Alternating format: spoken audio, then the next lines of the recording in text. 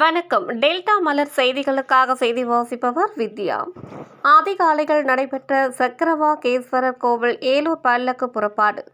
தஞ்சாவூர் மாவட்டம் பாபநாசம் தாலுகா சக்கராப்பள்ளியில் அமைந்துள்ள திருக்கரக்காவூர் கற்பரசாம்பிகை கோவிலின் இணை கோவிலும் திருநாவுக்கரசர் மற்றும் திருஞான சம்பந்தரால் பாடல் பெற்ற ஸ்தலமான தேவநாயகி அம்பாள் சமேத சக்கரவாகேஸ்வரர் ஆலயத்தின் சப்தஸ்தான விழாவின் கொடியேற்றம் தொடங்கி தினம்தோறும் இரவு பல்வேறு விதமான வாகனங்களில் சாமி வீதி உலா நடைபெற்றது.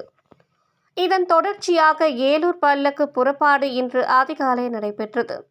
ஐயம்பேட்டை சௌராஷ்டிரா சபைக்கு சொந்தமான கண்ணாடி பல்லக்கில் தேவநாயகி அம்பாள் சமேத சக்கரவாகேஸ்வரர் சுவாமி எழுந்தருளி கோவிலில் இருந்து கைலாய வாத்தியங்கள் முழங்க ஏலூர் பல்லக்கு புறப்பட்டது. அதிகாலை 4:30 மணியிலிருந்து ஆலயத்திற்கு வந்திருந்த 1000 கணக்கான பக்தர்கள் சாமி தரிசனம் செய்தனர். கோவிலில் இருந்து புறப்பட்ட பல்லக்கு ஐயம்பேட்டை சுற்றுப்பகுதிகளான 7 கிராமங்களுக்கு வீதி உலா சென்று நாளை மாலை மதகடி பஜார் அருகே உள்ள அழகு நாச்சியம்மன் கோவில் முன்பாக சுவாமிக்கு பொம்மை பூ போடும் நிகழ்ச்சி நடைபெற உள்ளது.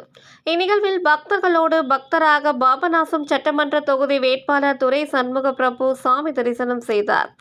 தஞ்சாவூர் மாவட்ட காவல் கண்காணிப்பாளர் சுந்தரவதனம் மேற்பார்வையில் ஏடிஎஸ்பி குமார் தலைமையில் பாபநாசம் போலீஸ் துணை கண்காணிப்பாளர் முருகவேல் முன்னிலையில் 500க்கும் மேற்பட்ட போலீசார் பாதுகாப்பு பணிகளில் ஈடுபட்டிருந்தனர்.